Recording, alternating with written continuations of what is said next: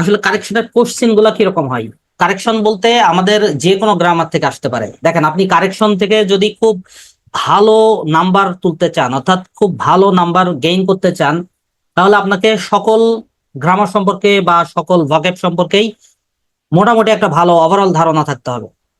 এবং এটার একটা সুবিধা হলো যে আপনি কারেকশন বা এরর কারেকশন যদি শিখেন অথবা পিন পয়েন্টিং এরর শিখেন, তাহলে হয় কি যে সকল আমার মেমোরাইজিং যে পার্ট আছে বা সলিড যে গ্রামার পার্ট আছে সবগুলোই কিন্তু একদম নখদর্পণে চলে আসে। অর্থাৎ আপনি একদম সবগুলোই খুব সুন্দরভাবে শিখে ফেলতে পারবেন। তো কোশ্চেন সাধারণত এইভাবে আসে। ধরুন আপনি একটা কোশ্চেন দেখেন, 72 নম্বরে বলছে যে কোন বাক্যটি অশুদ্ধ, অর্থাৎ which one is incorrect.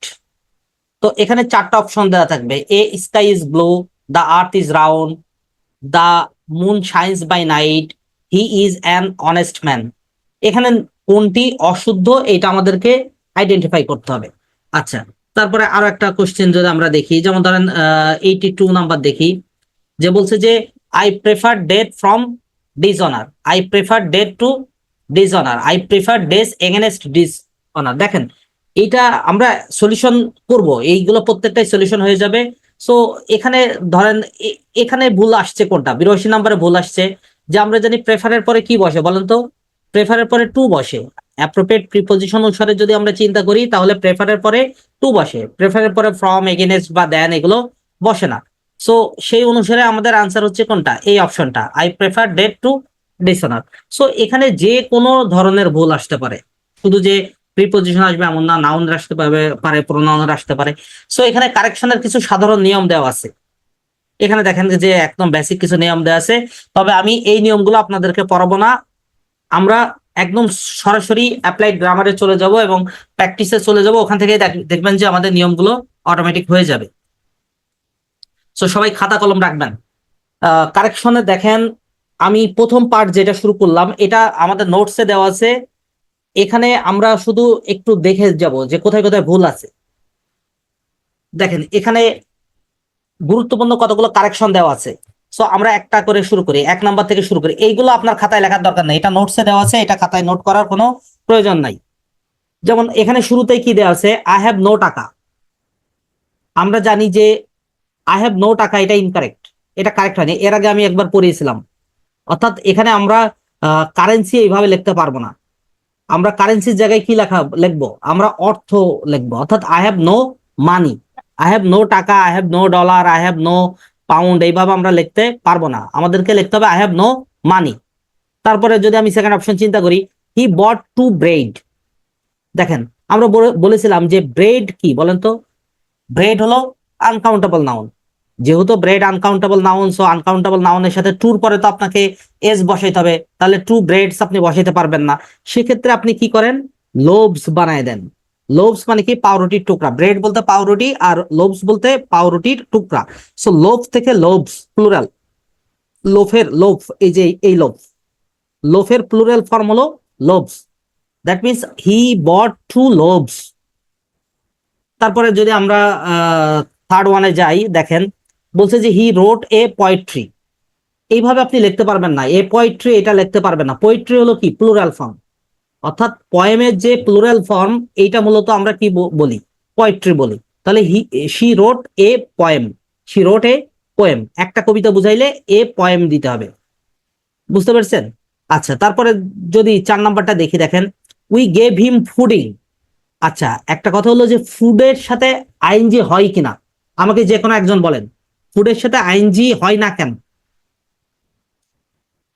Mazharul বলেন, আমি একজন করে ধরি, বলেন একটু, কনভারসেশন করেন আমাদের সাথে। ফুডের সাথে আমরা আইএনজি করি না কেন? মানে আমাদের কি সমস্যা ছিল? যেমন এখানে লজিং, লজিং কিন্তু ঠিক আছে, বাট ফুডের সাথে আইএনজি করি না কেন? স্যার ফুড নাউন, নাউনের সাথে আইনজি হয় না। হ্যাঁ, রাইট। ডান পাশেরটা দেখেন না, এক্সপ্লেনেশন আমি দিয়ে রাখছি আপনাদের সুবিধার্থে। আমি এই নোটসটা দিয়ে দিব, আপনারা নোটসটা এখনই নিয়ে নেবেন। হ্যাঁ, ক্লাস শেষ হওয়ার সাথে সাথে বা ক্লাসের ফাঁকে আমি নোটসটা দিয়ে দেবো, পরে যাতে ভুলে না যায়। 2টা নোটস, একটা হলো কারেকশন, একটা হলো স্পেলিং।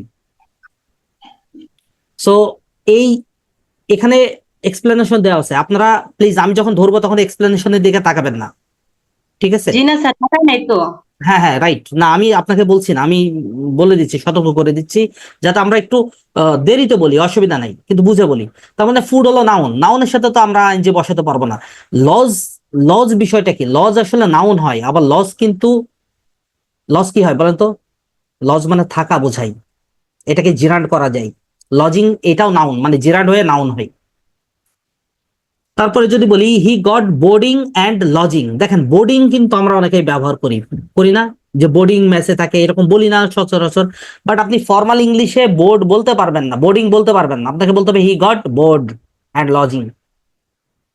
মনে থাকবে এটা ফর্মাল ইংলিশে, বোর্ড একটি নাউন, যদিও আমরা বোর্ডিং বলি কিন্তু আমরা খুব অভ্যস্ত। শোনেন নাই বোর্ডিং? যে বিভিন্ন জায়গায় বোর্ডিং আছে, দেখবেন যে পুরাতন বিভিন্ন শহরে গেলে যে বোর্ডিং আছে, পুরাতন সাইট গুলোতে, শহরের পুরাতন সাইট গুলোতে বোর্ডিং থাকে। সো সেই হিসাবে আমরা আমাদের প্রচলিত প্রচলিত যে ইংরেজি আছে ইনফর্মাল ইংলিশে, সেটা আমরা আসলে বোর্ডিং বলি, বাট আমাদের একদম ফর্মাল রিটেন ইংলিশে বোর্ডিং বলার সুযোগ নাই। He got board and lodging.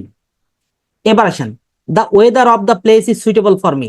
এটা দেখেন এর আগে কিন্তু আমি এই পার্টগুলো পড়িয়েছিলাম। দ্য ওয়েদার বসে না, কেন বসে না? ওয়েদার হলো কি? জলবায়ু। আর ক্লাইমেট হলো কি? একটা স্থিতিশীল অবস্থা, অর্থাৎ একটা বিরাট অনেক দিনের একটা সমষ্টিগত আবহাওয়ার রূপ হলো ক্লাইমেট। তো the climate of this place is suitable for me.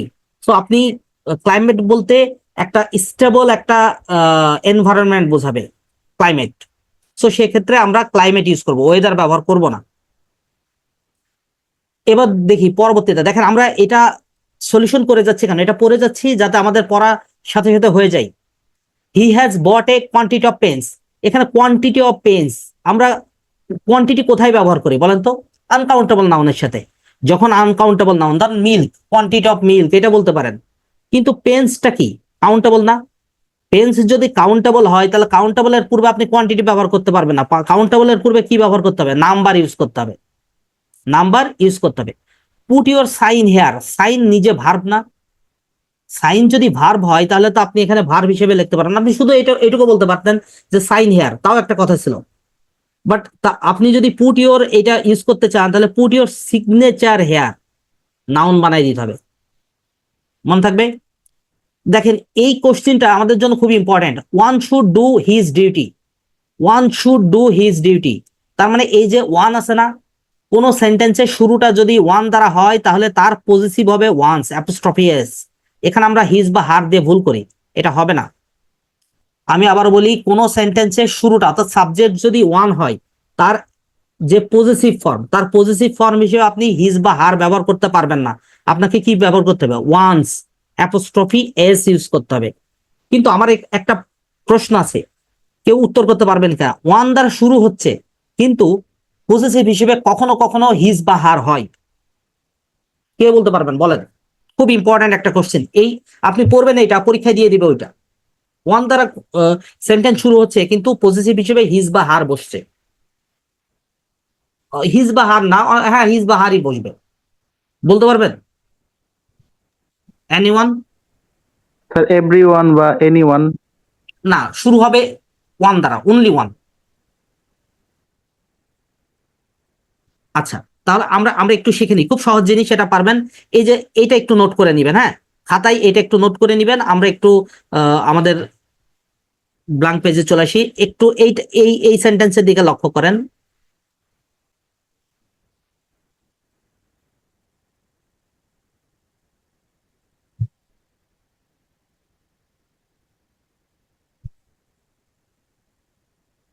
লেখেন one of his friends, one of his friends do his duty. Duty, এখানে ডু হওয়ার সুযোগ নাই, এখানে কি হবে? ডাজ হবে, কারণ সেন্টেন্সটা শুরু হয়েছে কি দ্বারা? ওয়ান দ্বারা। এবং প্রিপোজিশনের পরবর্তী অংশটুকু আমরা কি জানি? সাবজেক্ট হয় না। প্রিপোজিশনের পরবর্তী অংশটুকু আমরা সাবজেক্ট ধরি না, সো সাবজেক্ট কি? ওয়ান। সো ভার্বের সাথে এস বা ইয়েস যুক্ত হবে। এখন এই যে ওয়ান অফ দি ফ্রেন্ডস হয়েছে না, যদি এইরকম বসে, যদি ওয়ান অফ দি থাকে, one of the friends, one of the boys, one of the students, one of the guardians, এরকম যদি থাকে তাহলে পজিটিভ হিসেবে হিজ অথবা হার বসবে। মনে থাকবে? তাহলে রুলসটা লিখতে পারবেন এরকম, ওয়ান অফ দি দ্বারা শুরু হইলে পজিটিভ হিসেবে হিজ অথবা হার বসবে। কারোর কোনো কনফিউশন থাকলে বলবেন। এখানে আমাদের নোটসে ব্যাখ্যা দেওয়া আছে, এই জন্য আমি একটু দ্রুত চলে যাচ্ছি। কারোর কোনো প্রবলেম হলে বলবেন। স্যার আর আরেকটু বলেন। আচ্ছা ঠিক আছে। এই যে দেখেন, আমরা যদি শুরুটা ওয়ান দ্বারা করি, যে কোনো সেন্টেন্সে শুরুটা যদি শুধুমাত্র ওয়ান দ্বারা হয়, তাহলে তার পজিটিভ হিসেবে হিজ বা হার না বসে কি বসে? ওয়ান্স বসে, অ্যাপোস্ট্রফি এস, ওয়ানের পরে অ্যাপোস্ট্রফি এস। কিন্তু যদি কোনো সেন্টেন্স ওয়ান অফ দি দ্বারা শুরু হয়, দেখেন এখানে কি দ্বারা শুরু হয়েছে? ওয়ান অফ দি না? One of the, one of the বা ওয়ান অফ দ্বারা শুরু হয়েছে আর কি। তো one of the boys, one of the students, one of his friends, এই টাইপের যদি শুরু হয়, তাহলে তার পজিটিভ হিসেবে, এটা হলো পজিটিভ ফর্ম, এই পজিটিভ ফর্ম হিসেবে হিজ অথবা হার বসে। তখন আর ওয়ান্স বসবে না, তখন পজিটিভ হিসেবে হিজ অথবা হার বসবে। ঠিক আছে? আরো যদি কনফিউশন হয় আমাকে বলবেন। ওকে এবার স্যার। আসেন, আমরা পরবর্তী কোশ্চেনটা দেখি। বলছে যে good night madam, please sit down. এখন এই যে good night madam, please sit down, আপনি কাউকে বসতে বলছেন, কিন্তু তখন কি বলছেন? Good night. এখন আপনি চিন্তা করলেন রাত 10টা বাজে।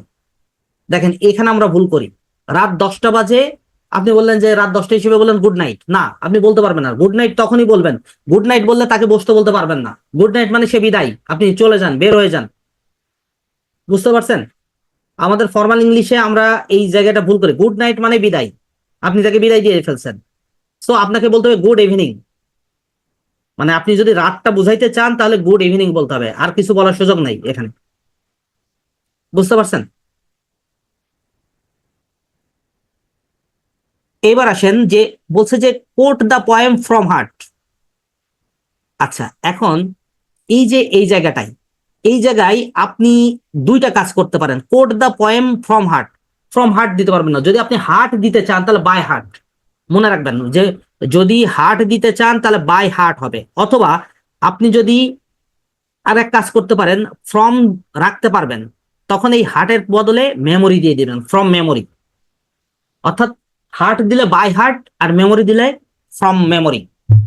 আমার কথা কি বুঝতে পারছেন? দেখেন পরবর্তী এক্সাম্পল আর এই এক্সাম্পল একই, আমি যেটা বললাম সেটাই। অর্থাৎ আপনি এইভাবে মুখস্থ রাখবেন, কোট ফ্রম মেমোরি হয় আর গেট বাই হার্ট হয়। ঠিক আছে? তখন আবার কোট দিতে পারবেন না, তখন কি দিতে হবে আপনাকে? ভার্ব দিতে হবে get, get this poem by heart. ঠিক আছে? আচ্ছা এখন দেখেন, এই যে আমরা প্রথাগত, আপনি বলতে পারেন স্যার এটা তো আমরা ছোটবেলা থেকে এভাবে শিখছি, অসুবিধা কোথায়? যেমন I shall go to my house, আপনি আমার বাড়ি বোঝাইতে মাই হাউস বলবেন না। এটা একদম ফর্মাল রিটেন ইংলিশে প্রবলেম আছে, অর্থাৎ কারেকশনের দৃষ্টিতে এটা ভুল। I shall go to my house, আপনি বলতে পারেন স্যার আমরা তো এখানে আই টু দিছি, গোর পরে টু দিছি, তাহলে হাউস বসে তো অসুবিধা নেই, টু হাউস তো বসতে পারে না। আপনি যখন নিজের বাড়ি বুঝাবেন তখন আপনাকে এটা লিখতে হবে, I shall go home, my house বলার সুযোগ নাই। হাউস বলতে যে কারোর বাড়ি, মানে ইন জেনারেল একটা বাড়ি বোঝাই হাউস। বাট আপনি নিজের বাড়ি, my sweet home, my home, এটা হলো হোম। হোম বলতে আমরা আসলে নিজের বাড়িটা বোঝাই। বুঝতে পারছেন? এখানে আলাদা করে আপনি মাই হাউস বলবেন না, হোম মানে নিজের বাড়ি। আজকে থেকে স্যার জেনে রাখেন হোম। হ্যাঁ বলেন। অন্যদের বাড়ি বোঝালে কি হবে? অন্যদের বাড়ি বোঝাইলে ওই যে হাউস বসাই দিবেন, মানে ইন জেনারেল যে বাড়িগুলা। বুঝতে পারছেন? সেক্ষেত্রে আপনি হাউস ব্যবহার করবেন। কিন্তু নিজের বাড়ি বোঝাচ্ছেন, আপনাকে মাই হোমও দেওয়ার দরকার নেই, শুধু হোম দিলেই আপনি বুঝে যাবেন যে এটা আমার বাড়ি বোঝাচ্ছে। সহজ কথা। আপনি যদি বলেন I shall go to house, এই হাউসটা আপনার নিজের বাড়ি না, হতে পারে সেটা রেন্টেড হাউস বা অন্য কারোর বাড়িতে, বা যে কোনো ভাবে ইন জেনারেল একটা হাউস বোঝাচ্ছে। বাট আপনি যখনই বলবেন আই গো হোম, তখন বোঝা যাচ্ছে যে এই হোমটা হলো নিজের বাড়ি। এখন আসেন নেক্সট এক্সাম্পল। এই যে আবার দেখেন, কাউন্টেবল নাউন, আনকাউন্টেবল নাউনের problem. It is a good number of money. Number of money, মানিটা কি? Uncountable noun. তো মানি যদি আনকাউন্টেবল নাউন হয়, তাহলে আপনি তো আনকাউন্টেবল এর পূর্বে নাম্বার বসাতে পারবেন না। পারবেন? আনকাউন্টেবল এর পূর্বে নাম্বার বসানোর কোনো সুযোগ নাই, আপনাকে কি বসাইতে হবে? অ্যামাউন্ট বসাইতে হবে। It is a good amount of money, it is a good amount of money. দেখেন we enjoyed the theatre. Theatre অর্থ কি? বিশাল নাট্যশালা। আপনি কি নাট্যশালা মানে যে রঙ্গমঞ্চ এইটা কি আপনি এনজয় করছেন? আপনি এনজয় করছেন নাটকটা, তাহলে উই এনজয়েড দ্য প্লে। নাটক এনজয় করছেন, তাহলে উই এনজয়েড দ্য প্লে। দেখেন এমনি আমরা এমনি সাধারণভাবে কথা বলছি, অনেক সময় ভুলে বলে ফেলি উই এনজয়েড দ্য থিয়েটার। না, থিয়েটার আপনি এনজয় করছেন না, এনজয় করছেন কোথায়? The play, in the theatre. We enjoyed the play in the theatre. থিয়েটারে আমরা বসে প্লে এনজয় করছি, সেটা হইতে পারে। তারপরে নেক্সট এক্সাম্পল যদি আমরা দেখি, he gave false witness. He gave false witness, তাহলে কি হবে? হি গেভ ফলস উইটনেস না, এভিডেন্স। মিথ্যা সাক্ষী বুঝাইতে এভিডেন্স ব্যবহৃত হয়। আর উইটনেস বলতে কি বলেন তো? উইটনেস মানে সাক্ষী, এখানে মিথ্যা দেওয়ার সুযোগ নাই। ফলস উইটনেস হবে না। উইটনেস মানে হলো যে নিজের চোখে দেখছে, নিজের আই নিজের চোখে দেখছে, সেটা হলো উইটনেস, এটা মিথ্যা হওয়ার সুযোগ নাই। আর এভিডেন্স হলো আপনি বানাইতে পারেন, ফলস এভিডেন্স আপনি বানাইতে পারবেন। বিভিন্ন কোইন্সিডেন্স গুলো জোড়া লাগায় লাগায় আপনি এভিডেন্স বানাইতে পারবেন। তারপরে দেখেন নেক্সট এক্সাম্পল দেখি, he has written nice poetries. Nice poetries লেখার দরকার নেই, পোয়েট্রি নিজেই তো প্লুরাল নাউন, তাহলে আপনি কেন এটাকে অযথাই পোয়েট্রিজ দিছেন? এটা ইনকারেক্ট। তার মানে পোয়েট্রি হলো নিজেই প্লুরাল ফর্ম, এখানে পোয়েট্রি দিলে এনাফ, আর দরকার নাই কোনো কিছু। নেক্সট এক্সাম্পল খুবই important, he had his hairs cut. He had his hair cut, প্রথম কথা এখানে ভুলটা কোথায় বলেন তো? হেয়ারস হবে না, কেন? হেয়ার সবসময় সিঙ্গুলার, হেয়ারটা সবসময় সিঙ্গুলার হয়। আচ্ছা, এখন এই যে এখানে তো ভুল হয়েছে, হেয়ারস হবে না হেয়ার হবে, এটা বুঝতেই পারছি আমরা। কিন্তু কেউ কি বলতে পারবেন এটা গ্রামারের একটা খুব সিগনিফিক্যান্ট একটা গ্রামারের রুলস ইউজ করা হয়েছে? কে বলতে পারবেন? একদম রুলস স্ট্রাকচার সহ বলতে পারবেন কিনা? আমরা পজিটিভ ভার্ব পড়েছিলাম, মনে আছে? পজিটিভ ভার্ব হ্যাভ ছিল, গেট ছিল, মেক ছিল, লেট ছিল, মনে আছে? লেট ছিল, এই যে 5টা ভার্ব ছিল। তো হ্যাবের পরে মনে আছে, হ্যাবের পরে ব্যক্তিবাচক হইলে এর পরবর্তী ভার্বটা হবে ভার্বের বেস ফর্ম। আর হ্যাবের পরে যদি বস্তুবাচক বসে তাহলে এর পরবর্তী ভার্বটা হবে V3। দেখেন এখানে কিন্তু হ্যাভ বলতে এনি টেন্স, যে কোনো টেন্স। এরপরে হিজ হেয়ার আছে, হিজ হেয়ারটা কি ব্যক্তি না বস্তু? বস্তু। এরপরে ভার্ব হলো V3। এই যে কাট আছে না, এই কাটটা কিন্তু V3। কাট কাট কাট, কাটের V3 তো কাট, এই জন্য এখানে কাটই বসছে, কিন্তু এই কাটটা কিন্তু V3, এটা কিন্তু মাথায় রাখতে হবে আপনাদের। এবার আসেন, he bought 2 pairs of shoes. He bought 2 pairs of shoes, তাহলে হি বট 2 পেয়ার্স আমরা কেন বলবো বলেন? পেয়ার্স তো 2, এটা কিসের ভুল হয়েছে? রিডান্ডেন্সির ভুল হয়েছে না? এই ভুলটা হয়েছে কিসের? রিডান্ডেন্সির ভুল হয়েছে। তার মানে আমি হি হ্যাজ 2 পেয়ার্স বলার সুযোগ নাই। আপনি হি বট ম্যানি পেয়ার্স অফ শুজ, অনেকগুলো পেয়ার কিনছেন, সেটা আলাদা বিষয়। পেয়ার মানেই তো এক জোড়া, তাহলে এখানে আমাকে ট্রু বসাইলে তো রিডান্ডেন্সি হয়ে যায়। অনুরূপ ভাবে দেখেন next example, he gave me 200 টাকা। একটা বিষয় আমি শেখাই দিই, খুব সহজ করে শেখাই দিই। এখানে যদি এই যে 100 আছে, 1000 আছে, ডজন আছে, এগুলো আছে না, 100, 1000, ডজন, এগুলোর পূর্বে যদি নির্দিষ্ট ওয়ার্ড থাকে, নির্দিষ্ট, টুটা কি নির্দিষ্ট না? যদি নির্দিষ্ট থাকে তাহলে এইগুলো প্লুরাল হবে না, হান্ড্রেডস হবে না, ডজনস হবে না, তারপরে থাউজেন্ডস হবে না, যদি নির্দিষ্ট থাকে ট্রু। এখন আপনার প্রশ্ন হলো স্যার তাহলে হান্ড্রেডস কখন হইতে পারে? অনির্দিষ্ট থাকলেও হইতে পারে। কিরকম? আমি যদি বলি যে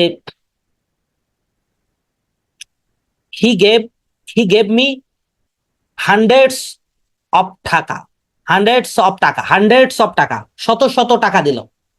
এখন কত শত টাকা আমি কি নির্দিষ্ট করে বলে দিছি? বা থাউজেন্ডস অফ টাকা, thousands of people, thousands of students, অর্থাৎ শত শত হাজার হাজার স্টুডেন্ট। এটা নির্দিষ্ট কত শত কত হাজার এরকম আমি নির্দিষ্ট করে বলি নাই। যদি অনির্দিষ্ট করে বলি তখন আপনি হান্ড্রেডস, থাউজেন্ডস, ডজনস এগুলো ব্যবহার করতে পারবেন। বাট আমি যখন নির্দিষ্ট করে দিব 2, 3, 4, 5 এগুলো নির্দিষ্ট, সো তখন কনস্ট্যান্ট, তখন আপনি এটা ইউজ করতে পারবেন না, প্লুরাল ইউজ করতে পারবেন না। বুঝতে পেরেছেন বিষয়টা? কারোর কোনো কোশ্চেন থাকলে বলতে পারেন। আচ্ছা, এখন স্যার জি স্যার বলেন। নির্দিষ্ট করে দিলে এস হবে না, ইএস হবে না। নির্দিষ্ট করে দিলে এস বা ইয়েস হবে না, অর্থাৎ প্লুরাল হবে না, এক কথাই, যদি নির্দিষ্ট করে থাকে। আর যদি নির্দিষ্ট করে না থাকে, নির্দিষ্ট করে না থাকে, তাহলে আপনি এস বা ইয়েস যুক্ত করতে পারবেন না। যেমন ধরেন আমি যদি বলি I have thousands of money বা থাউজেন্ডস অফ টাকা, I have thousands of students, আমার হাজার হাজার স্টুডেন্ট আছে। কত স্টুডেন্ট আছে আমি জানি না, কত হাজার জানি না। বাট আমি যদি বলি আই হ্যাভ 2000 স্টুডেন্টস, 2000, টুর পরে থাউজেন্ডস হবে না, 2000 নির্দিষ্ট, তখন থাউজেন্ড হবে, এস হবে না। আর যখন থাউজেন্ডস অফ স্টুডেন্টস, স্টুডেন্টস কত আমি জানি না, তখন থাউজেন্ডস, এস। বুঝতে পেরেছেন বিষয়টা? জি স্যার। আচ্ছা, এখানে দেখেন আরো অনেক এক্সাম্পল দেওয়া আছে, আছে না? অনেক এক্সাম্পল, আমি মানে অনেক বলতে যেগুলো প্রয়োজন সেগুলো দিয়ে রাখছি। এগুলোর দিকে আমরা একটু পরে আসবো। আমরা একটু একটু আরো অন্য টপিকের উপরে যাব, মানে কারেকশনের মধ্যেই থাকবো, একটু অন্য প্রবলেম নিয়ে। এগুলো একই টাইপের প্রবলেম, আমি সলিউশন গুলো দিয়ে রাখছি। সো আপনারা এখন কি করবেন, এখন আমরা কারেকশনই করবো, বাট একটু অন্য টাইপের গুলা, এগুলো নোট করতে হবে আপনাদেরকে। বাধ্যতামূলক ভাবে সবাইকে কাগজ কলম নিয়ে নোট করে রাখতে হবে। সবাই খাতা কলম বের করে ফেলেন।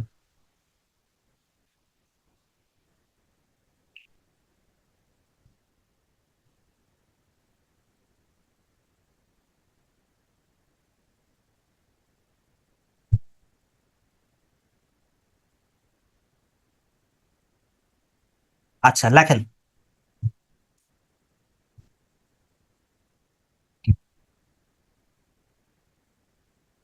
লেখেন আননেসেসারি ওয়ার্ডস।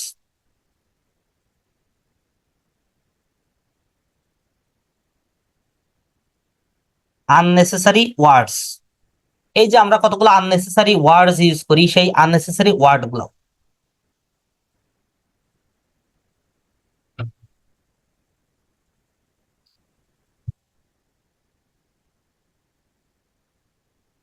নাম্বার 1, 1 নাম্বার লেখেন। লেখেন please answer,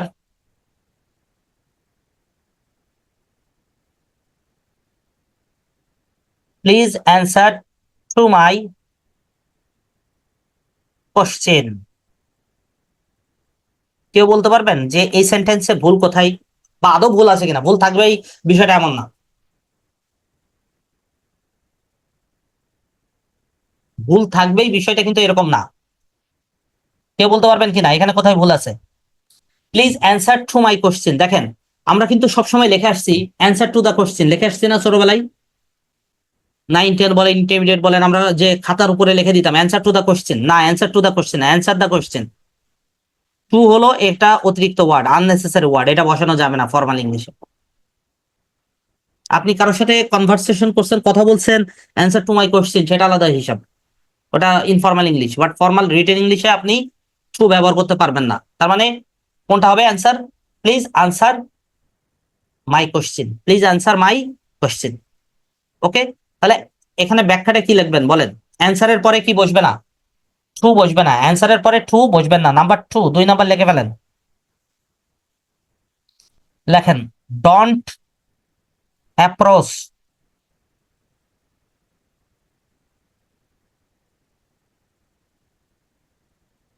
don't approach that house.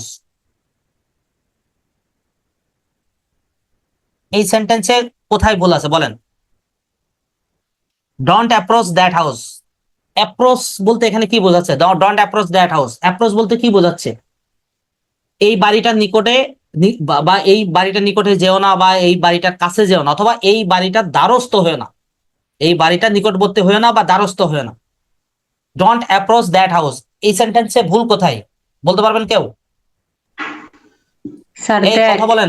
হ্যাঁ বলেন, ভুল হোক কথা বলেন, অসুবিধা কি? কারেকশন শিখতে দ্যাট গেলে কথা বলতে হবে তো। হ্যাঁ, দ্যাট স্যার, দ্যাটের জায়গায় মাই হাউস হবে। না না না, দ্যাট, এখানে দ্যাটের কোনো ভুল নাই, ওই বাড়িটা, দ্যাট বলতে ভুল। দেখেন এই সেন্টেন্সটা সঠিক আছে। এই সেন্টেন্সে আমার কোশ্চেনে আমরা আমরা যদি বিশেষ প্রশ্ন সেটা এসেছিল, মানে বিশেষ না সরি পিএসসির প্রশ্নে ডোন্ট অ্যাপ্রোচ টু ছিল, টু। প্রশ্নে থাকবে টু, ডোন্ট অ্যাপ্রোচ টু। আমাদের দেখেন অ্যাপ্রোপ্রিয়েট প্রিপজিশন আকারে আপনি চিন্তা করেন যে অ্যাপ্রোচ টু থাকলে কিন্তু আমরা ওইটা অ্যান্সার করে চলে আসবো, মানে আমাদের মুখের ভিতর অটোমেটিক চলে আসছে অ্যাপ্রোচ টু দ্যাট হাউস। আসলেই টু বসবে না, শুধু বসবে ডোন্ট অ্যাপ্রোচ দ্যাট হাউস। ঠিক আছে, তাহলে আমরা এক্সপ্লেনেশনটা কি লিখবো? এক্সপ্লেনেশন লিখবো অ্যাপ্রোচের সাথে কি বসবে না বলেন তো?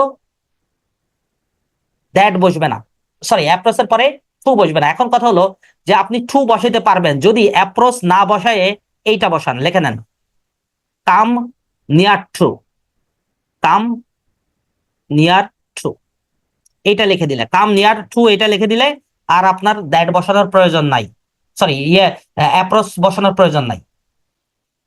ঠিক আছে,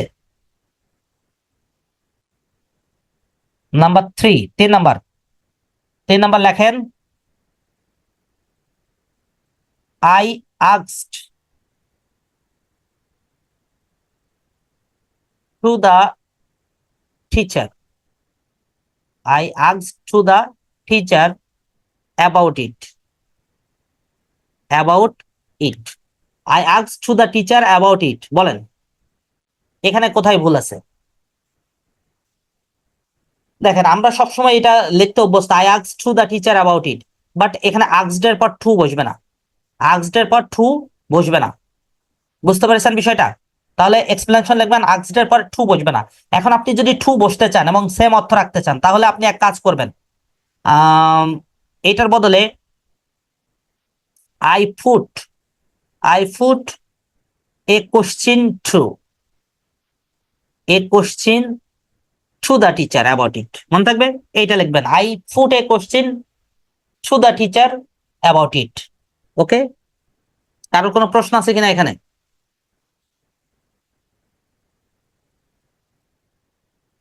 এই কারোর কোনো প্রশ্ন নাই?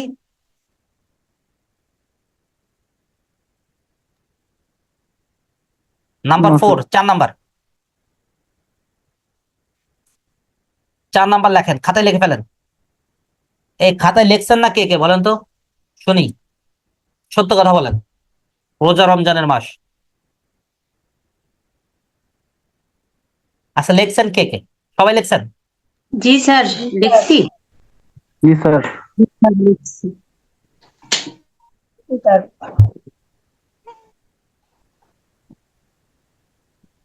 আমি পড়ানোর ফাঁকে একটা কথা বলে ফেলি, একটা ছোট সবার জন্য। এই যে গত কয়েকদিন আগে, মনে হয় 2 দিন বা 3 দিন আগে, এই সমন্বিত ব্যাংকের সম্ভবত 2021 সাল ভিত্তিক মানে অনেকগুলো অফিসার নিয়োগ হইলো না, রেজাল্ট দিল না, একসাথে অনেকগুলো, প্রায় মনে হয় 2000-এর মতো। দেখছেন এই 2-3 দিন আগে, 3-4 দিন আগে। Yes, sir. দেখছি। তো এখানে মানে অনেকেই, অনেক অনেক স্টুডেন্টই তো মানে 2000 প্রায় কাছাকাছি সবাই চাকরি পেয়েছে। তো এখানে আমার পরিচিত অন্তত মনে হয় 50-60 জন আমি দেখলাম যে তারা জব পেয়েছে, মানে আমার চোখে বেঁধেছে এই 50-60 জন। তার মধ্যে প্রায় 15 থেকে 20 জন, তাদেরকে আমি এর আগে একটা কোচিং সেন্টারে ক্লাস নিতাম, মানে একটা অনলাইন প্ল্যাটফর্মে ক্লাস নিতাম, মানে যেভাবে কোনো না কোনো প্ল্যাটফর্মে আমি তাদেরকে পড়িয়েছি এবং তার সাথে আমার কখনো না কখনো মেসেজ চালাচালি বা কথাবার্তা হয়েছিল, পরে আমি দেখছি। তো এর মধ্যে মানে এই 15-20 জনের মধ্যে প্রায় অর্ধেকের মতো 8-10 জন দেখলাম যে তারা প্রায় তাদের চাকরির বয়স, মানে আমি যদি 30 বছরটা হিসাব করি, আগের 30 বছর চাকরির বয়স ছেড়ে, অর্থাৎ তারাও এক সময় আশা ছেড়ে দিছিল যে সম্ভবত আর হবে না। তো একজন একজন পার্টিকুলারলি একজনের কথা বলি, সে তার লাস্ট এক্সাম ছিল, অর্থাৎ এইটাই হলো তার সর্বশেষ দেওয়া এক্সাম, আর কোনো জায়গায় সে আর পরীক্ষা দেওয়ার তার কোনো সুযোগ নাই, এবং সে মোটামুটি মেন্টালি প্রিপারেশন নিয়ে ফেলছে যে সে প্রাইভেট সেক্টরে করবে, জয়েন করবে। মানে সে প্রাইভেট সেক্টরে জয়েন করার জন্য নিজেকে, আর যেহেতু বয়স নাই, মানে নিজেকে ওইভাবে তৈরি করে নিচ্ছে। সে এর মাঝে তার সম্ভবত অগ্রণী ব্যাংক না, হ্যাঁ অগ্রণী ব্যাংকেই তার হলো অফিসার জেনারেল হিসেবে জব হলো।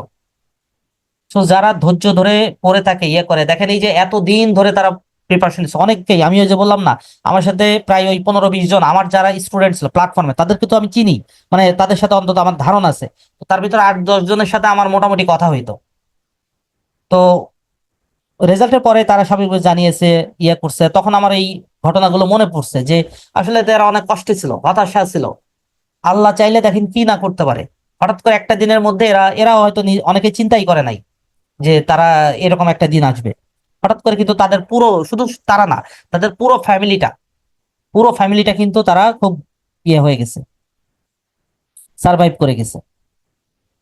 তো এখানে একটা বিষয় হলো যে আপনাকে ধৈর্য সহকারে পড়ে থাকতে হবে। যে এই যে ধরেন, এই যে আমরা বারবার বলছি যে আপনি লেখেন, ইয়ে করেন, রোজার সময় রোজা রেখে তারাবি পড়ে, খুবই কষ্টের সময়, বাট এই ইবাদতের মাসেও পড়াশোনা চালিয়ে যেতে হবে, পড়াশোনা থেকে বিচ্ছিন্ন হবেন না। ঠিক আছে, আমরা নেক্সট ইয়েতে চলে আসি। দেখেন, বলছে যে they attacked,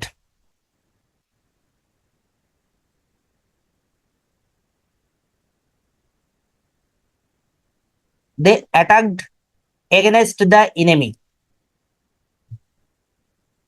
against the enemy. বলেন এখানে প্রবলেম কোথায়? এগেনস্ট বসবে না, অ্যাটাকড এর পরে এগেনস্ট বসবে না, শুধু অ্যাটাকড বলবে। বুঝতে পারছেন বিষয়টা? দে অ্যাটাকড দ্য ইনেমি। ওকে, এখানে এক্সাম্পল ইয়েটা হবে কি, দে অ্যাটাকড, অ্যাটাকড এর পরে এগেনস্ট বসবে না, শুধু অ্যাটাকড।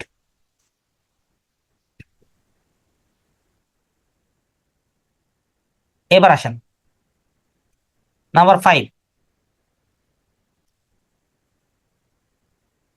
লেখেন the book comprises, the book comprises of 5 chapters। এই বলেন এখানে ভুল কোথায়?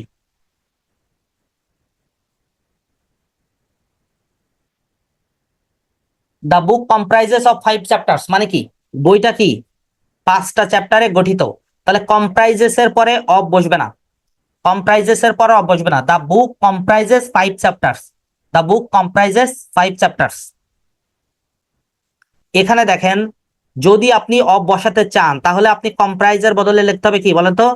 Consist of, consists of. মনে থাকবে, the book consists of 5 chapters, তখন আপনাকে বসাইতে হবে। আর যদি আপনি অফ বসাতে না চান তাহলে শুধু comprises, the book comprises 5 chapters. Okay, number 6,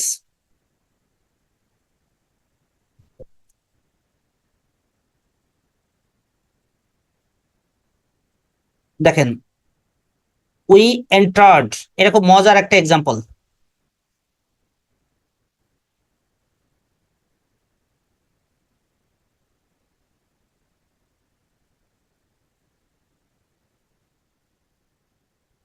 এই সেন্টেন্সে ভুল কোনটা? We entered into the classroom, বলেন। স্যার ইনটু বসবে না। ইনটু বসবে না, তাহলে কেন আমরা এন্টার্ড ইনটু বসাই না? কত জায়গায় এন্টার্ড ইনটু বসাই। একদম সঠিক ব্যাখ্যা দেন। এন্টার্ড স্যার ইনটু বসাই, এই ক্ষেত্রে এন টু বসবে না, এটা সত্য কথা। উই এন্টার্ড দ্য ক্লাসরুম, আমরা ইনটু বসাই এখানে, যে ক্লাসরুম বা এটার ক্ষেত্রে আমরা ইনটু কিন্তু বসাই, বাট এই স্যার ক্ষেত্রে আপনি এন্টার ইনটু মানে বসাই। তো প্রবেশ করা তো হচ্ছে। উই এন্টার্ড দ্য ক্লাসরুম, আমরা ক্লাসরুমে প্রবেশ করলাম, ইনটু বসানোর জি স্যার। প্রয়োজন নাই। কিন্তু জি ইনটু স্যার। বসবে, ইনটু বসবে কখন? উই এন্টার্ড ইনটু গসিপ, আমরা গসিপে প্রবেশ করলাম। We entered into debating, we entered into discussion. যদি আমরা কোনো গসিপিং, ডিবেটিং বা কোনো ডিসকাশনে প্রবেশ করি, সেক্ষেত্রে আমরা ইনটু বসাবো। লিখে নেন, গসিপ, ডিবেট, তারপরে ডিসকাশন, এগুলোর ক্ষেত্রে ইনটু বসবে।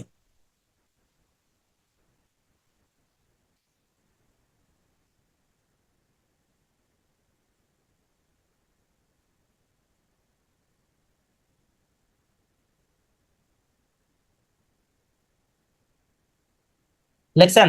লিখে ফেলেন। জি আচ্ছা স্যার, এইটা, হ্যাঁ বলেন। লেখা হয়েছে স্যার। আচ্ছা, এটা পড়ানোর ফাঁকে ফাঁকে আমি ওই হোমওয়ার্কটা দিয়ে নিই। দেখেন, এই যে যে লেকচার নোটটা আছে না, এই লেকচার নোটে এই যে যেগুলো দেওয়া আছে, দ্য সিনারি এখান থেকে শুরু করে এই যে এইগুলো সহ দেখেন, আমি মার্কিং করে দিচ্ছি। এখানে যেগুলো দেওয়া আছে এগুলো সবই আপনি পড়ে ফেলবেন একদম। এক্সাম্পল সহ, খুব বেশি দেওয়া নাই, এই যে এই পর্যন্ত দেওয়া আছে। এই ইনকারেক্টটা দেখবেন, কারেক্টটা মুখস্থ করবেন, আর এক্সপ্লেনেশনটা বুঝে পড়বেন। এক্সপ্লেনেশন দেখে কারেক্টটা মুখস্থ করে রাখবেন। যেমন এখানে এই যে ওয়ান আনাদার এবং ইস আদার, এগুলো বুঝে নিবেন। এখানে লেখা আছে দুইজনের মধ্যে বুঝাতে ইস আদার ব্যবহৃত হয়, আর দুইয়ের অধিক বুঝাইতে ওয়ান আনাদার ব্যবহৃত হয়। একদম সহজ কথা। স্যার এই যেমন, স্লাইডটা দিয়ে দিবেন, হ্যাঁ হ্যাঁ, বুঝি নাই। এই স্লাইডটা দিয়ে দিবেন স্যার। বুঝি না, আরেকবার বলেন তো। স্যার এটা দিয়ে দিবেন, সেটা হ্যাঁ হ্যাঁ, বলছি। দিয়ে দিব, এখনই দিয়ে দিব নোটসটা। হ্যাঁ তাহলে 1 মিনিট সময় সময় দেন। একদম বেসিক যে গ্রুপটা আছে না, সেই বেসিক গ্রুপে আমি দিয়ে দিচ্ছি এখনই। আপনারা ডাউনলোড করে নিন, হ্যাঁ। আমি আচ্ছা এখনই দিয়ে দিচ্ছি। আর ক্লাস শেষে দিয়ে দিন, সমস্যা নেই, এখন ক্লাস নেন। আচ্ছা, ঠিক আছে। আচ্ছা দেখেন, এই যে সিনিয়র, আমরা যদি বলি যে সিনিয়র জুনিয়র, এগুলোর পরে নর্মালি কি বসে? দেন বসে না। এগুলোর ক্ষেত্রে কি বসে? টু বসে। আচ্ছা, এখান থেকে একটা মজার একটা প্রশ্ন এসেছিল। এই যে সিনিয়র কথা আছে না, এটা কোন ভাষার ওয়ার্ড বলেন তো? মানে সিনিয়রটা কোন ভাষা? English, French, Latin, Greek? Sir Latin. Latin, right. এগুলো জেনে রাখবেন। সিনিয়র, জুনিয়র, ইনফেরিয়র, ঠিক আছে, এগুলো হলো প্রত্যেকটাই Latin word. Latin, not French. অনেকে ফ্রেঞ্চ বলে আবার ভুল করে। ইংলিশ তো হবেই না। যারা জানবে না তারা আবার ইংলিশ দিয়ে দিবে, আর যারা জানবে তাদের ওই ঝামেলা হবে গ্রিক আর ফ্রেঞ্চের মধ্যে। আপনি এটা ল্যাটিন ইউজ করবেন। বুঝতে পারছেন? কোথাও যদি, আরেকটা বিষয় বলি, কোথাও যদি আপনি ল্যাটিন না থাকে, ইটালিয়ান যদি থাকে, ল্যাটিন নাই, ইটালিয়ান আছে, তো আপনি ইটালিয়ানটা দিয়ে দিবেন। আর ইটালিয়ান বা ল্যাটিন যদি দুইটাই থাকে, থাকবে না নর্মালি, যদি থাকে তাহলে আপনি ল্যাটিন ইউজ করবেন।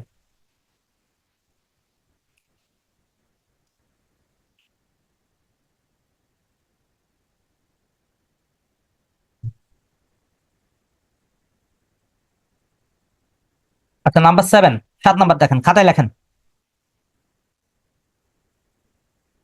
যদি বলি I have finished, I have finished from my my work, এখানে যে ভুলটা সেটা হলো যে ফিনিশড এর পরে আমরা কোনো প্রিপজিশন ইউজ করতে পারবো না। I have finished my work, শেষ। I have finished my work, এখানে কোনো প্রিপজিশন ব্যবহার করার কোনো সুযোগ নাই। Number 8, he left,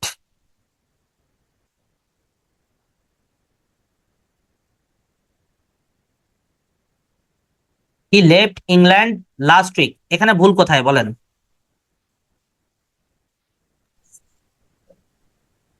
sir third person সিঙ্গুলারের পরে এস হবে না, লেফট? না, সেটা তো আমি লিভ ইউজ করি নাই, আমি তো এটা V two, verb two use করছি। Okay sir. এখানে দেখেন আমাদের যে ভুলটা হয় সেটা হলো যে হি লেফট আমরা ব্যবহার করতে চাই এরকম, he left from England last week, অর্থাৎ ইংল্যান্ড থেকে সে লাস্ট উইকে বিদায় নিয়েছে। তো নর্মালি আমাদের অভ্যাস হলো যে he left from England last week, কিন্তু এই লেফটের পর ফ্রম বসবে না, লেফটের পর শুধুমাত্র এইটাই বসবে, অর্থাৎ লেফটের পর কোনো প্রিপজিশন বসবে না। এইটাই সঠিক ছিল, আমি যেটা প্রথমে লিখেছিলাম সেটাই সঠিক ছিল। He left England last week. বুঝতে পারছেন বিষয়টা? অর্থাৎ লেফটের পরে কোনো প্রিপজিশন বসবে না, এক্সপ্লেনেশন হবে এটা। লিভের পরে কোনো প্রিপজিশন বসার কোনো প্রয়োজন নাই। কিন্তু যদি আপনি বসাতেই চান, প্রিপজিশনটা ইউজ করতেই চান, তাহলে আপনাকে ডিপার্ট ফ্রম ব্যবহার করতে হবে। He departed from, he departed from England last week, অর্থ একই থাকবে, সেম থাকবে। মন থাকবে?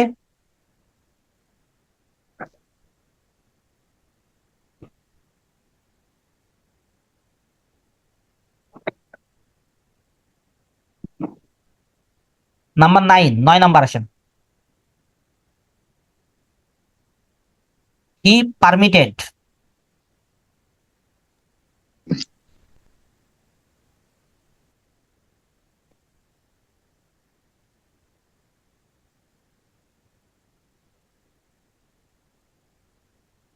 এই সেন্টেন্সের প্রবলেম কোথায় বলেন?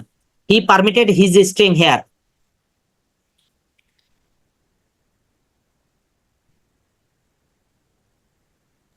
ভার্বে কোথায় ভার্বের কোথায়? ভার্বে পাস্ট পার্টিসিপল হয়েছে। হি পারমিটেড ওইটা, জি তা তো সমস্যা নেই তো। ভি2 ভার্বের পাস্ট পার্টিসিপল কেন? এটা আমি ভি2 ইউজ করছি, পাস্ট ফর্ম। দেখেন এখানে এখানে একটা বিষয় বলি যে আপনাদের মনে খটকা লাগতে পারে, সেই খটকাটা আমি ক্লিয়ার করে দিই। এখানে মনোযোগ দিয়ে একটু শুনেন। হিজ, যে স্যার হিজ স্টেইং কেন বসছে, প্রথম কথা। বাট হিজ স্টেইং, আমি যদি শুধু এতটুকুর মধ্যে থাকি, জাস্ট এতটুকুর মধ্যে হিজ স্টেইং, এটা কিন্তু অ্যাবসলিউটলি কারেক্ট। কেন কারেক্ট আমি ব্যাখ্যা দিচ্ছি। হিজটা কি বলেন তো? পজিটিভ না? হিজটা হলো পজিটিভ ফর্ম, হিজটা হলো পজিটিভ ফর্ম। পজিটিভ ফর্মের পরে যদি কোনো ভার্ব থাকে সেটা কিন্তু ভার্বের সাথে আইএনজি হয়, সেটা ভার্বের সাথে আইএনজি। তার মানে হিজ স্টেইং এটা 100% কারেক্ট। পজিটিভ ফর্মের পরে সবসময় ভার্বের সাথে আইএনজি হয়। কিন্তু সমস্যা হয়ে দাঁড়াইছে এক জায়গায়, সেটা হলো এই যে পারমিট ভার্ব, দুইটা ভার্ব আছে এই পারমিট গ্রুপে, দুইটা ভার্ব আছে, একটা হলো পারমিট, একটা হলো অ্যালাউ। লিখে রাখবেন, নোট করবেন। একটা হলো পারমিট আর একটা হলো অ্যালাউ, মনে থাকবে। এই দুইটা ভার্বের পরে পজিটিভ ফর্ম দিতে পারবেন না। কি দিতে পারবেন না? পজিটিভ ফর্ম দিতে পারবেন না। যদি আপনি কোনো প্রোনাউনের ফর্ম ইউজ করতে চান তাহলে আপনাকে অবজেক্টিভ ফর্ম ইউজ করতে হবে, মনে থাকবে। পারমিট বা অ্যালাউ পরে অবজেক্টিভ ফর্ম ইউজ করতে হবে। এবং এরপরে কোনো ভার্ব বসলে সেটা হলো ইনফিনিটিভ বসবে, 2+V1। আমি আবার বলি, পারমিট বা অ্যালাউ এর পরে কি বসবে? Objective form. এবং অবজেক্টিভ ফর্মের পরে কোনো ভার্ব থাকলে সেটা কি বসবে? 2+V1। দ্যাট মিনস আমাদের এই যে এখানে যে প্রবলেম সেটা হলো যে হি পারমিটেড, হিজটা তখন কি হয়ে যাবে? Possessive. Him, sorry objective, him to stay. ঠিক আছে? কেউ না বুঝলে আবার বলবেন। স্যার আবার একটু বলেন। আচ্ছা, আমরা নর্মালি যদি কোনো পজিটিভ ফর্ম, যেমন হিজ হলো পজিটিভ ফর্ম ছিল, পজিটিভ ফর্মের পরে কিন্তু ভার্বের সাথে আইএনজি, দেখতে খারাপ লাগতে পারে। অনেকে বলতে পারে স্যার হিজ স্টেইং এটা কেমন কেমন তেমন, সেটা বড় কথা না। বড় কথা হলো আপনি ফরমেশন ঠিক আছে, ফরমেশন ঠিক আছে মানে অ্যাবসলিউটলি কারেক্ট। হিজ স্টেইং শুধুমাত্র এতটুকু কথাটা কারেক্ট, ঠিক আছে। এখানে ভুল ছিল না। ভুলটা, এটা ভুল হয়ে গেছে তখনই যখন এখানে পারমিট হয়েছে। এই পারমিট এবং অ্যালাউ বিশেষ প্রজাতির দুইটা ভার্ব। আমি আবার বলি, পারমিট এবং অ্যালাউ বিশেষ প্রজাতির দুইটা ভার্ব। এই দুইটা ভার্বের একটা বৈশিষ্ট্য আছে, এই দুইটা ভার্বের পরে আপনি অবজেক্টিভ ফর্ম বসাইতে হবে। পজিটিভ ফর্ম চাইলেও বসাতে পারবেন না, আপনার কোনো ক্ষমতা নাই যে এখানে পজিটিভ ফর্ম বসানো। এটা নর্মাল কোনো ভার্ব না। নর্মাল ভার্ব হলে আপনি চাইলে পজিটিভ ফর্ম বসাতেই পারেন, অসুবিধা কি। বাট এটা বসাতে পারবেন না। পারমিট বা অ্যালাউর পরে অবজেক্টিভ ফর্ম, এবং এইটার পরে কোনো ভার্ব থাকলে ইনফিনিটিভ ইউজ করতে হবে। কি ইউজ করতে হবে? Infinitive, 2+V1। তো ultimately he permitted him to stay, এটা হইতে বাধ্য হইল। বুঝতে পারছেন বিষয়টা? এই দুইটা রুলস আলাদা করে নোট করে রাখেন, বক্স করে রাখেন।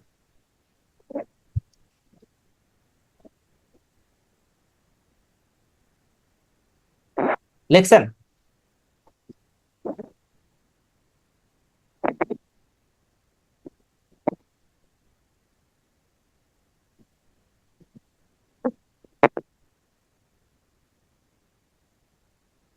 আচ্ছা, একজন প্রশ্ন করছেন যে তার মাস্টার বই থেকে কারেকশন পড়লে হবে কিনা। 100% হবে। আমি যে নোটস দিচ্ছি এটার বাইরে যদি আপনি আরো পড়তে পারেন এটা তো ভালো খবর, এটা তো খারাপ কিছু না। আমি তো এগুলো উৎসাহিত করি, যত বেশি বই পড়বেন তত বেশি ভালো। এই যে যে চোথা, আমরা যে চোথাগুলো দিই, এই চোথার উপর আমার বিশ্বাস নাই। যদিও এগুলো আমি খুবই কম, মানে কম দিলেও এগুলো কিন্তু বেছে বেছে দেওয়া, প্রিভিয়াস ইয়ারের প্রশ্নগুলো অ্যানালাইসিস করে করে এগুলো তৈরি করা, বা বিভিন্ন ক্লিপস্টোফেল বলেন, ব্যারনস্টোফেল বলেন, ফিটিকেটস এর বই বলেন, এগুলো থেকে বেছে বেছে কিন্তু আমি নোটস গুলো তৈরি করছি। তারপরেও আমি বলি, তারপরেও আপনি যদি বই পড়তে পারেন আলহামদুলিল্লাহ, ওখানে অনেক বেশি দেওয়া আছে, পড়েন না, অসুবিধা কি। কারেকশন, কারেকশন এমন একটা টপিক, আপনি যত বেশি পড়বেন তত বেশি জ্ঞান বাড়বে, সহজ কথা। তত বেশি গ্রামারের উপরে দক্ষতা বাড়বে। এটাতে খারাপের কোনো কিছুই নাই। মাস্টার পড়েন, কম্পিটিটিভ এক্সাম যত কিছু পারেন, কারেকশন যেখান থেকে পারেন সেখান থেকে পড়েন, অসুবিধা নেই। মন চাইলে ওই যে পিসি দাসের বই থেকে পড়েন, রেমন্ড মার্ফির বই থেকে পড়েন, যা ইচ্ছা পড়েন, অসুবিধা নেই। নাম্বার 10, 10 নাম্বার লেখেন উই হ্যাভ বা উই রেজড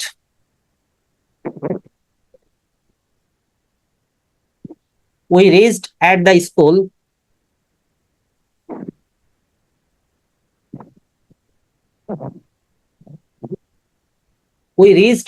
school early, বলেন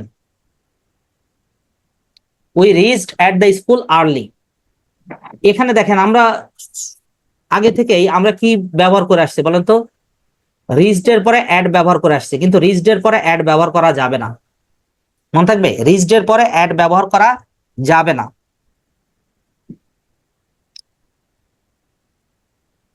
অর্থাৎ শুধুমাত্র রিচড হবে, লিখে ফেলেন। এখন যদি অ্যাড ব্যবহার করতেই চান তাহলে আপনি এক কাজ করবেন, arrived at, we arrived at the school early. যদি কোনো প্রিপোজিশন ইউজ করতে চান তাহলে ভার্বটা চেঞ্জ করে দেবেন, ভার্বটা চেঞ্জ করে কি দিবেন, we arrived at the school early. ঠিক আছে? তো মূল কথা হলো, দেখেন এখানে আমরা যে এই যে আমি যে আলাদা করে দিলাম, এগুলো নোট করে রাখবেন, এগুলো পড়বেন। আর এই যে আমার যে লেকচার নোটস আছে এইগুলো একদম ধরে ধরে পড়বেন। আমি আবার বলি, এগুলো ধরে ধরে মুখস্থ করে ফেলবেন একদম প্রত্যেকটা। যেমন ধরেন এই যে নেভার টেল এ লাই, নেভার টেল লাই হয় না, এটা একটা ফ্রেজারের মতো, অর্থাৎ টেল এ লাই। আবার ধরেন টেল দ্য ট্রুথ, এটা হয় না, হয় speak the truth. Tell the truth হয় না, টেল এ লাই হয়, কিন্তু স্পিক দ্য ট্রুথ হয়, উপরে দেখেন। সো এই বিষয়গুলো এখানে যা যা আছে, যেভাবে আছে, আপনি এগুলো একদম মুখস্থ করে ফেলবেন। ঠিক আছে? আচ্ছা, অর্থাৎ কারেকশনের ব্যাপারটা চলে গেল। আর একটা বিষয় আমি যেগুলো করে দিলাম, এটা বাদেও আপনি আপনার হাতে যে বইগুলো আছে সেই বইগুলো থেকে প্র্যাকটিস করবেন যত বেশি পারেন। কারেকশনের কোনো সীমারেখা নাই। আমি বলবো যে কারেকশন যেখান থেকে পারেন, যত বেশি পারেন কারেকশন করবেন, তাহলে আপনার সব ধরনের গ্রামারের উপর একটা স্কিল বাড়বে। এবার আসেন স্পেলিং। আচ্ছা, আমরা এখানে একটু করে বলি যে স্পেলিং এর বিষয়টা কি। স্পেলিং কি মানে বানান, তাই তো? আমাদের ভুল বানানগুলো দেয়া থাকবে, কারেক্ট বানানটা আইডেন্টিফাই করতে হবে। অথবা 3টা ইনকারেক্ট থাকবে, একটা কারেক্ট থাকবে, অথবা 3টা কারেক্ট থাকবে, একটা ইনকারেক্ট। কখনো কারেক্ট চাই, কখনো ইনকারেক্ট চাই। অর্থাৎ আমি যদি মোটের পর বানানটা জানি তাহলে আমার কিন্তু এটা সলিউশন হয়ে যায়, তাই না? এখন স্পেলিংটা পড়বো কিভাবে? প্রথম কথা, আমি কি এটা মুখস্থ করব? না, ডিরেক্ট আন্দাজে মুখস্থ করব না। আন্দাজে মুখস্থ করলে আপনি ধরা খাবেন ভাই।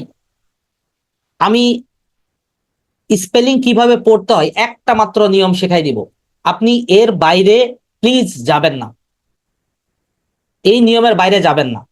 এখন স্পেলিংটা পড়বেন কেন, আমি ওই নিয়মটা শেখানোর আগে একটা নিয়ম, জাস্ট একটা নিয়ম, এবং এইটা আমার বিশ্বাস সবাই জানেন কিন্তু মানেন না, হয়তো সবাই জানেন কিন্তু মানেন না। সো স্পেলিং এর ফজিলত বলি। এমন কোন এক্সাম আছে যেখানে স্পেলিং আসে না? আমাকে বলেন।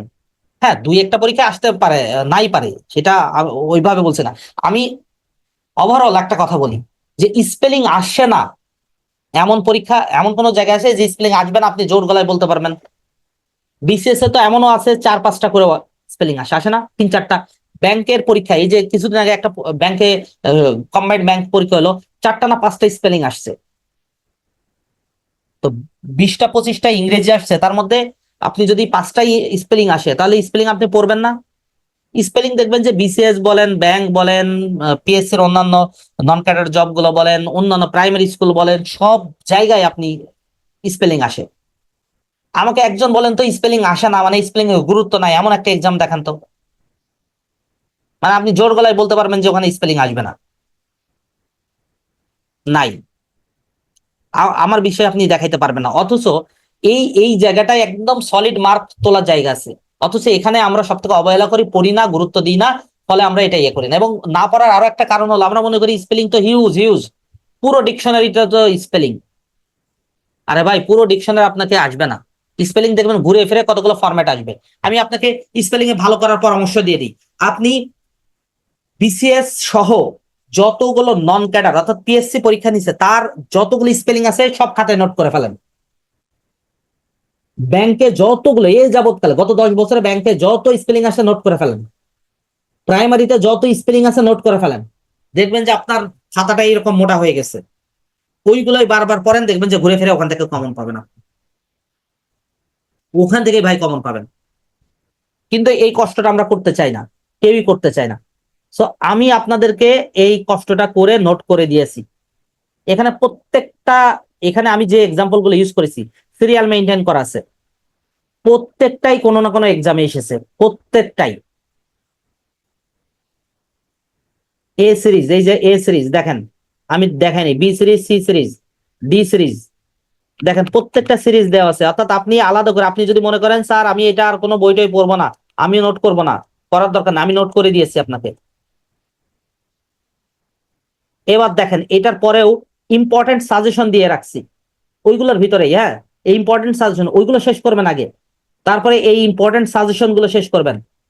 দেখবেন যে আপনি স্পেলিং কমন পাইতে বাধ্য।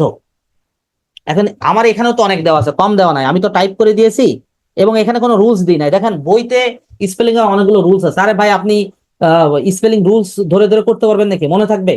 থাকবে না। সো স্পেলিং শিখবো কিভাবে?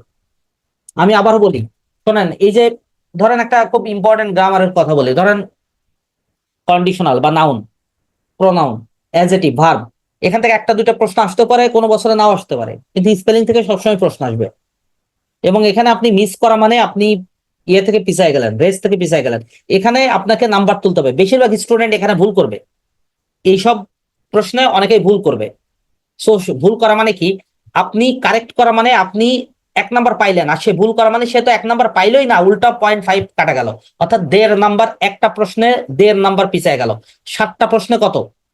7টা প্রশ্ন, সরি 5টা প্রশ্নে সে 7.5 নাম্বার পিছায় যাবে আপনার থেকে। জাস্ট যদি স্পেলিং 5টা আসে তাহলে 7.5 নাম্বার সে স্পেলিং এ মানে টোটাল নাম্বারে পিছায় যাচ্ছে সে। সো এখানে আপনাকে খুব গুরুত্ব দিতে হবে। এটা গুরুত্ব পড়বেন কিভাবে আমি আপনাকে বলি। আপনি একটা টার্গেট নিবেন, আমার এই নোটসটা দিয়ে আপনি একটা টার্গেট নিবেন যে আমি 10 দিনের ভিতরে স্পেলিং শেষ করে ফেলবো, অনলি 10 দিন, 10 ডেজ। সেক্ষেত্রে কম দামি কাগজ পাওয়া যায়। আমি আবার বলছি, একটাই নিয়ম, কম দামি কাগজ। এখন কারোর আলাদা আলাদা আইডিয়া থাকতে পারে, সে ওইভাবে পড়তে পারেন, অসুবিধা নেই। কিন্তু আমি আমার নিজের চিন্তা থেকে বলছি এবং আমি অ্যানালাইসিস করে দেখেছি যে এইটাই আমার কাছে সব থেকে সর্বোত্তম পদ্ধতি মনে হয়েছে। আপনি কম দামি কাগজ নেবেন, কম দামি কাগজ নিয়ে এক পাতায় ধরেন, এখানে যদি বলি একটা ওয়ার্ডের কথা বলি, হ্যাঁ, ধরেন অ্যাগ্রেশন,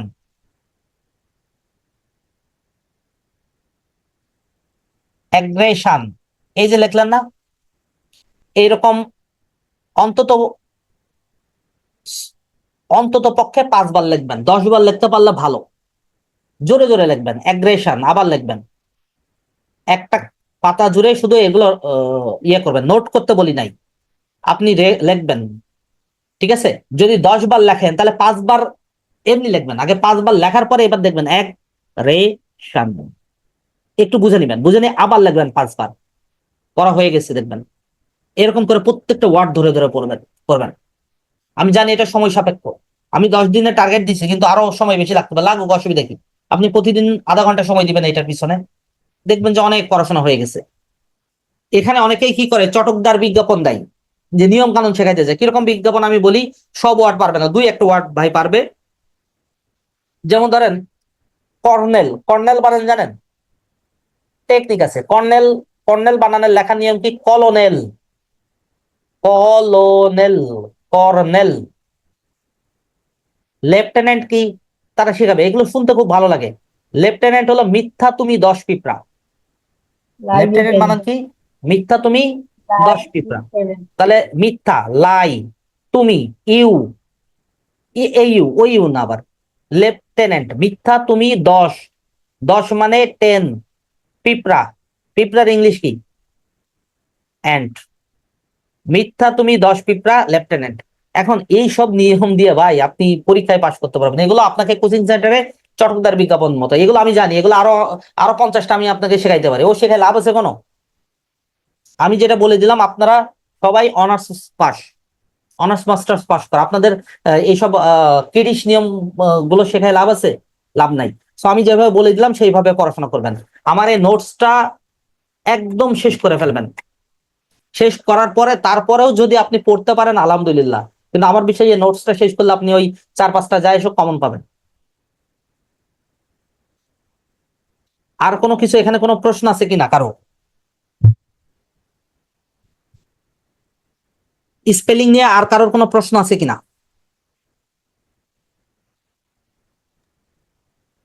আচ্ছা, প্রশ্ন না থাকলেও আমি আবার বলে দিই, এটা কিন্তু করতেই হবে। স্পেলিং এ কোনো রকম ভুল করা যাবে না, মানে এখানে অবহেলা করার কোনো সুযোগ নাই। আমি নেক্সট ক্লাসে আপনাদের প্রোগ্রেস জিজ্ঞেস করবো স্পেলিং এ। অন্য গ্রামার আপনি কম পড়েন, অসুবিধা নেই, কিন্তু এই ভকেব সিস্টেম নেক্সট ক্লাসগুলো ভকেবের আসবে তো। সো ভকেবের এইটা হলো ভকেবের একটা গুরুত্বপূর্ণ পার্ট। এখান থেকে ধরে নেন 5টা প্রশ্ন হবে, ধরে নেন আপনি। দরকার হলে আপনার যে স্পেলিং এর রাফ খাতা তৈরি করবেন ওখানে লিখে নিবেন যে এটা শেষ করুন, মোটিভেশন ওয়ার্ড লিখে নিবেন যে এটি শেষ করলে 5টি নাম্বার আমি বিসিএস এ কমন পাবো, লিখে রাখবেন। বুঝতে পারছেন? আচ্ছা, তাহলে কারেকশন কি পড়া থাকলো? কারেকশন আমি যা যা পড়াইলাম, আমি যা নোটস দিচ্ছি এইগুলো আপনি পড়বেন। এর বাইরেও যদি বই থেকে পড়তে পারেন আলহামদুলিল্লাহ, এখানে কোনো রকম কোনো মানে গাফিলতি করার কোনো সুযোগ নাই। স্যার ঠিক আছে? এখান থেকে কমন করবে? হ্যাঁ হ্যাঁ। এখান থেকে কমন করবে আপনি যে দিয়ে দিতেছেন? কোনটা, ওই যে কারেকশন নাকি ইয়ে স্পেলিং? Correction, correction. কারেকশনে এতটুকুর মধ্যে কমন না হইতে পারে, তবে তারপরেও এখানে পড়লে আপনি অনেক ধারণা পাবেন। খুব ইম্পর্টেন্ট গুলো এখানে দেওয়া, দেখবেন যে কারেকশনে যেগুলো প্রবলেম হইতে পারে, ছোট ছোট জিনিস কিন্তু প্রবলেম হয়, সেগুলো সবই দেওয়া আছে, কিন্তু এটা জোর গলায় বলা যায় না। তবে এইটুকু বলতে পারি যে আপনি এখান থেকে অনেক কিছুই মানে অনেকটা ধারণায় চলে আসবেন। এখন প্রশ্ন কোথা থেকে করবে এটাকে আপনি বলতে পারেন, কারেকশনের কোনো শেষ নাই তো। তবে আপনি শেষ নাই বিধায় আপনি অগণিত পড়বেন এমন হতো না। সো আমার দৃষ্টিতে আমার মনে হয় একটু করলে অনেকটা কাভার করতে পারবেন। কিন্তু এই যে স্পেলিং এর ব্যাপারে আমি বলতে পারি, স্পেলিং আমার মনে হয় এগুলো করলে, কারণ এগুলো ওই প্রিভিয়াস ইয়ারের প্রশ্নগুলো মোটামুটি সবই ইনক্লুড করে দেওয়া আছে। আমার এই নোটস এর একটা ওয়ার্ড বাদ দিবেন না, সব পড়ে ফেলবেন। পারলে এইগুলো শেষ করার পরে আরো পারলে পড়বেন, পড়লে অসুবিধা নেই এগুলা। ঠিক আছে, আগে আমার নোটসটা শেষ করবেন। আমি আবার বলি, আপনি নাউন প্রনাউন এগুলো অনেক ইম্পর্টেন্ট গ্রামার, এইগুলো পড়ার থেকে এই স্পেলিংটা পড়েন, বেশি কাজে দিবে। ওখানে আপনি নাউন প্রনাউন পড়লে 1 মার্ক কমন পাইতেও পারেন, নাও পাইতে পারেন, কিন্তু স্পেলিং থেকে প্রতি বছর প্রশ্ন আসবে। আপনি বলতে পারবেন না যে এখান থেকে প্রশ্ন আসবেন না, আসবেই প্রশ্ন এখানে। সো এটা পরে তাহলে বেশি কাজে দিবে আপনার। জি স্যার। ঠিক আছে, তো রোজার সময় আরেকটু পরে তো আবার সেহরির টাইম চলে আসবে, সবার একটু কম বেশি ঘুমাইতে হবে। আমার মনে হয় এইভাবে পড়েন। আমি নোটসটা এখনই দিয়ে দিচ্ছি, আপনারা প্লিজ ক্লাস শেষ করার পরেই আপনারা ক্লাস ওই গ্রুপে যান, মেন গ্রুপে যে ডাউনলোড ঠাস ঠাস করে ডাউনলোড করেন, কারণ ওই অনেকেই মেসেজ দেয় তো ওই বেসিক গ্রুপে, তখন ইয়ে হয়ে যায়, ওটা চলে যায়। হ্যাঁ, এটা ইয়ে করে ফেলা। ঠিক আছে, আল্লাহ হাফেজ।